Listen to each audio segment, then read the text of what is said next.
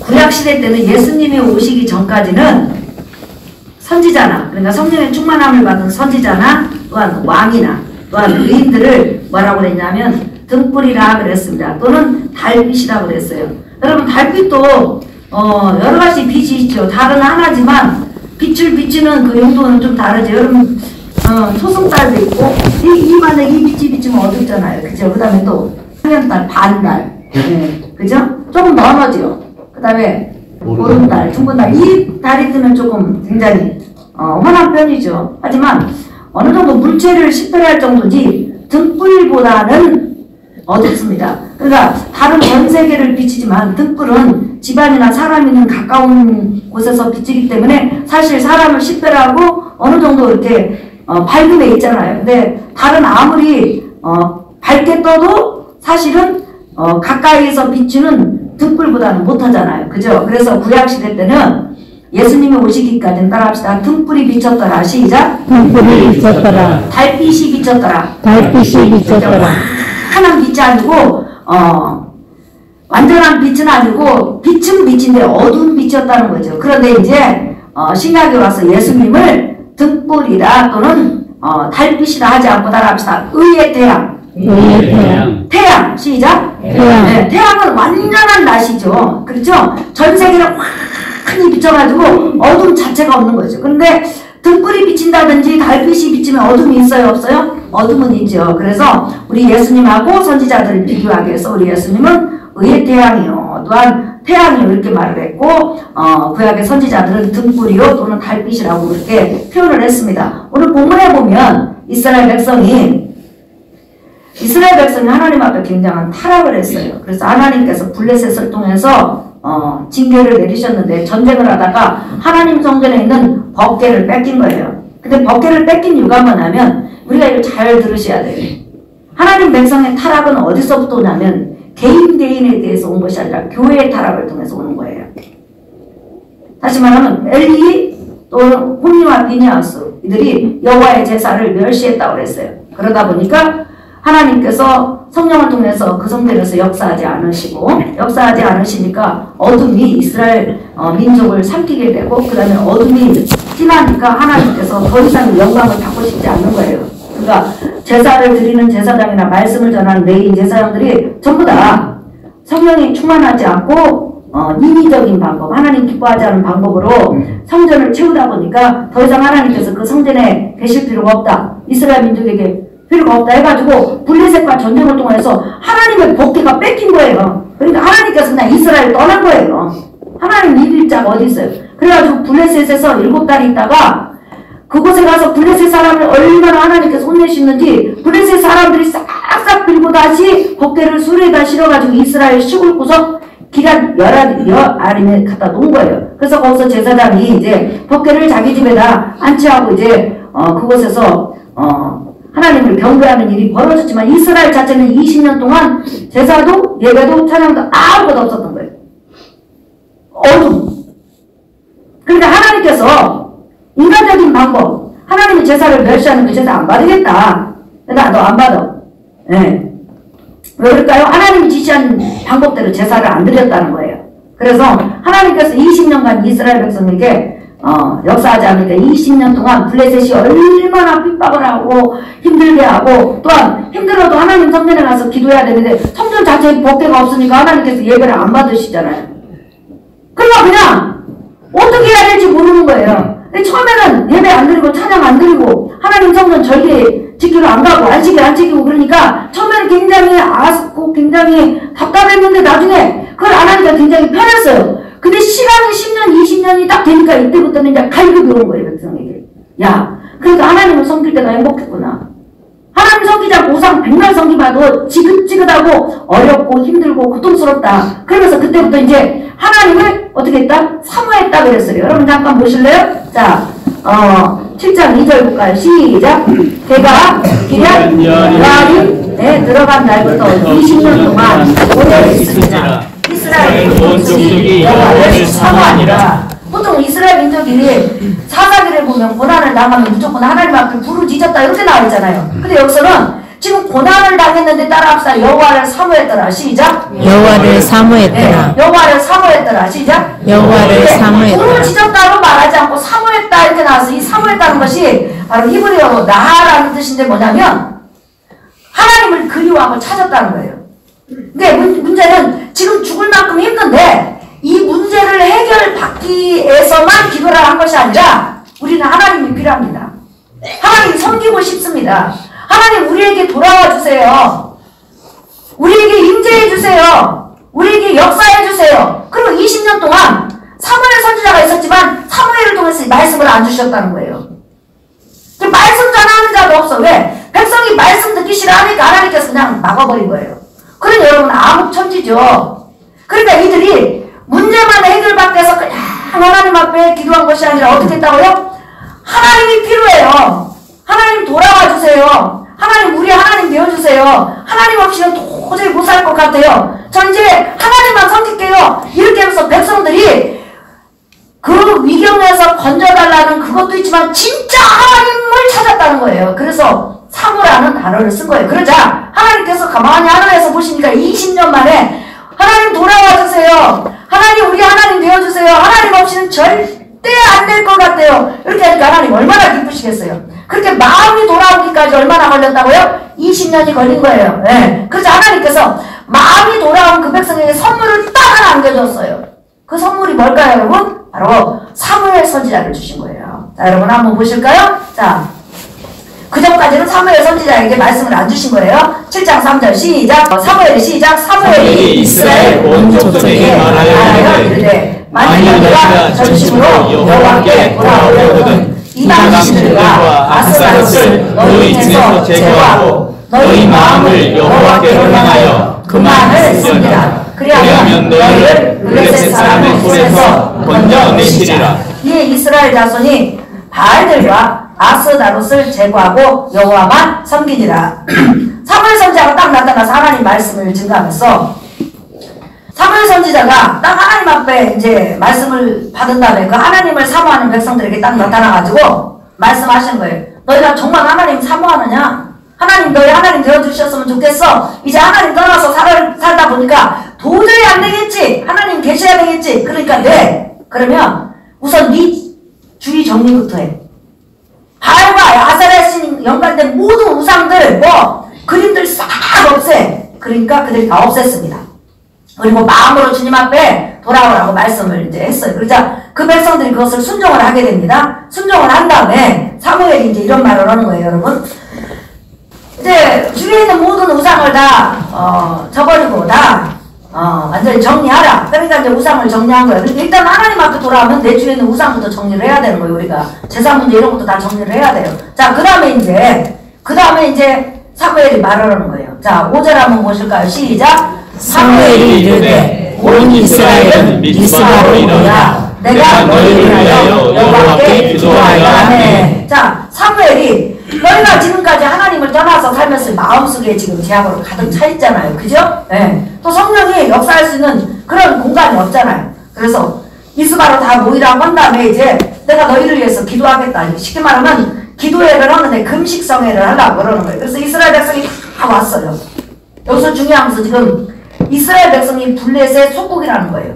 블레셋의 감시 아래에 있다는 거예요. 근데 지금 사무엘 말만 듣고 지금 미스바에 다 모이라고 하니까 모인다는 것은 이거 목숨을 걸고 모인 거예요.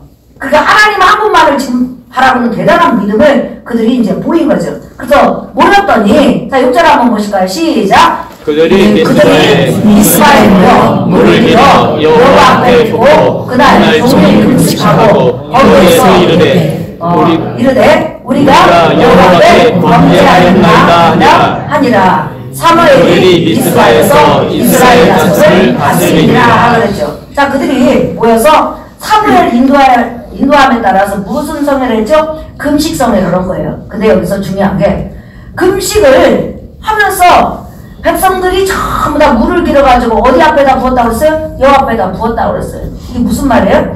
여호와 앞에 물을 붓는다는 것은 내 마음을 전부 다 쏟아놓습니다. 그간 지었던 죄악들을 전부 다 회개합니다. 내 마음이 하나님을 향해서 굳어졌고 또한 다쳐졌던 이것들을 전부 다 이제 물이 땅에 흩어지는 것처럼 물이 엎어지는 것처럼 내 하나님 앞에 내 마음을 싹 쏟아붓고 회개를 합니다. 그리고 새로운 마음으로 채워주세요 하는 의미로 지금 물을 붓는 거예요. 여러분도 영적으로 하나님을 향해서 물을 붓기를 예수 이름으로 축복합니다. 네, 통일 작업하고 하나님의 은혜를 구하는 행위를 지금 상징적으로 보여준 거예요. 하루 종일 이제 회개를 한 거예요. 주님 앞에 오면 우리가 날마다 회개하는 것이 그거예요. 바로 예배 전에 회개하는 거지. 그렇게 회개를 하고 금식을 했는데 중요한 것은 지금 블레셋이 이스라엘을 속국으로 다스리고 지금 감시를 하고 있는데 이스라엘 백성이 미스바에서 엄청난 인원이 모인 거예요. 폭동이 일어나겠구나. 이게 딱 감지가 오잖아요. 그래서 블레셋이 군대를 대동하고 지금 미스바를 향해서 쳐들어온 거예요.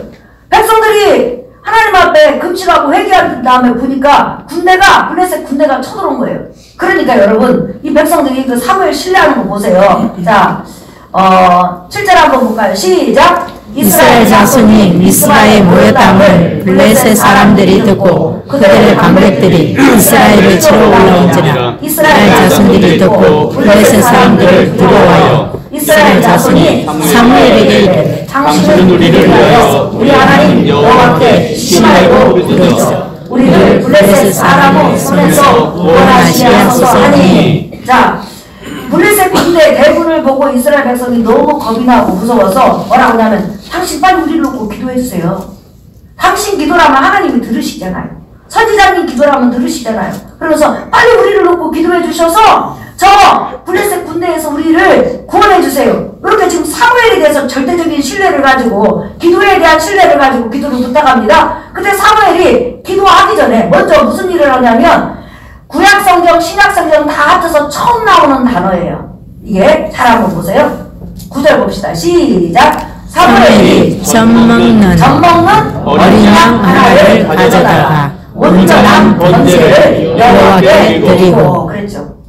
갑자기 사무엘이 지금 여러분 얼마나 이깁니까? 블레셋 군대가 지금 진을 치고 다 죽이러 왔잖아요. 폭동이 일어나니까 폭동이라고 생각을 해서 그랬더니 그것을 보고 이스라엘 백성은 무서워서 지금 살려달라고 빨리 하나님 앞에 당신이 우리를 대표해서 좀 기도해달라고 했더니 이 사무엘이 기도하기 전에 어떻게 했어요? 젖 먹는 어린 양을 데리다가 잡아가지고 하나님 앞에 온전한 번제를 드린 거예요. 여러분 우리가 보통 하나님 앞에 번제를 드릴 때 제사를 드릴 때 보통 짐승이 몇 년짜리를 드리죠? 몇 년짜리 드렸나? 아무거나 드리지 않았나? 보통 1년짜리 보통 1년짜리. 네? 양들도요 잡으면 1년짜리가 제일 맛있대요. 소는 잘 모르겠어요. 어쨌든 간에 고기가 연하고 맛있는 것은 양이 1년이라고 제가 이스라엘 그 땅에 갔을 때 그런 말 들은 적이 있어요. 그런데 지금 번제를 드리는데 전혀 다른 성경에 나와 있지 않는 무슨 양을 하나님 앞에 번제로 드렸어요? 젖 먹는 젖 먹는 어린 양. 네. 원래 하나님 앞에 제사를 드릴 수 있는 양의 자격은 일주일이 지나면 드릴 수 있어요. 그렇지만 일주일이 지난 양들은 안 드려요. 여러분 짐승을 키우신 분은 뭐 아실까요? 보통 짐승이 태어나가지고 짜박짜박 걸으려면 며칠이 지나야 돼요? 안 키우고 와서 모르시죠? 네. 근데 텔레비전 보니까 나가지고 얼마 안 있으니까 양이 짜박짜박 걸어다니더라고요. 근데 중요한 것은 지금 젖 먹는 어린 양이라면 굉장히 어린 양이라는 거예요. 그죠? 왜냐면 우리가 젖먹이 애기하면 젖을 먹는다면 애기가 어린 거예요? 안 어린 거예요? 1년 미만이죠. 근데 이 양은 굉장히 어린 양이에요. 그러면 흠도 없고 점도 없는 단단한 1년짜리를 드리지 왜 막 갓 태어나가지고 그러니까 일주일 이상 넘어야 돼요. 일단은 일주일 넘은 그 젖 먹는 어린 양을 드렸을까? 그 이상하지 않아요? 구약성경에 이게 딱 한마디 한 번 나온 거예요. 젖 먹는 어린 양.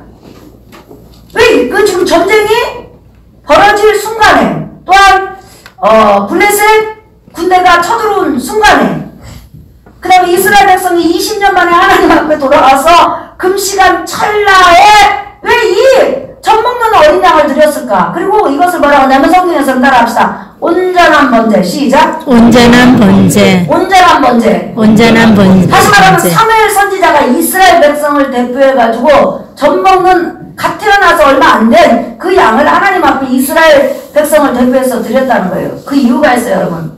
여러분이 아기가 젖 먹을 때는 젖 먹는 아기는 누구만 바라보죠?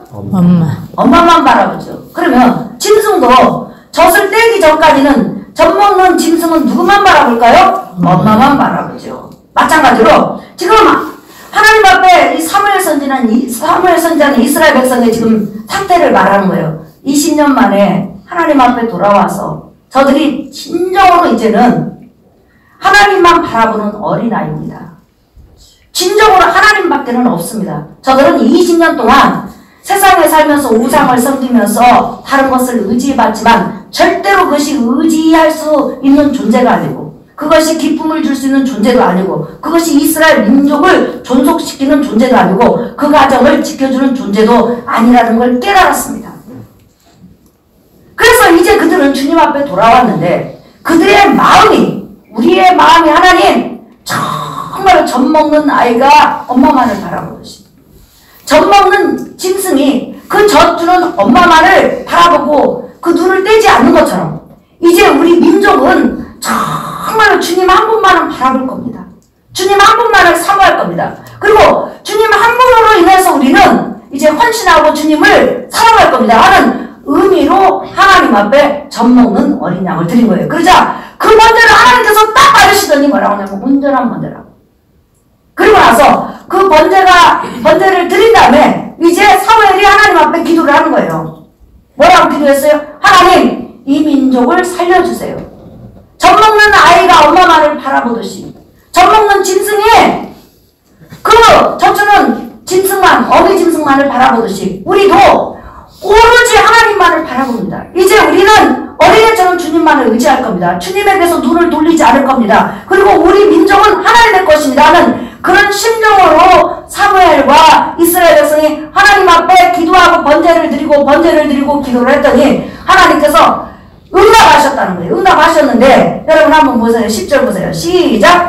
사무엘이 번제를 드릴 때 블레셋 사람이 이스라엘과 싸우려고 가까이 오매 그날에 여호와께서 블레셋 사람에게 큰 노래를 받아요. 그들을 어지럽게 하시니 그들이 이스라엘 앞에 패한지라. 시작! 이스라엘 사람들이 미스바에서 나가서 블레셋 사람들을 추격하여 백발 아래에 이르기까지 쳤더라. 시작! 사무엘이 돌을 차여 미스바와 센 사이에 세워 이르되 여호와께서 여기까지 우리를 도착하고 그 이름을 에벤에셀이라 하니라. 이에 블레셋 사람들이 굴복하여 다시는 이스라엘 지역 안으로 들어오지 못하였으며 여호와의 손이 사무엘이 사는 날 동안에 블레셋 사람을 막으시며 시작! 블레셋 사람들이 이스라엘에서 빼앗겼던 성읍이 에글론부터 가다까지 이스라엘에게 회복되니 이스라엘이 그 사방 지역을 블레셋 사람들의 손에서 도로 찾았고 또 이스라엘과 아모리 사람 사이에 평화가 있었더라. 자,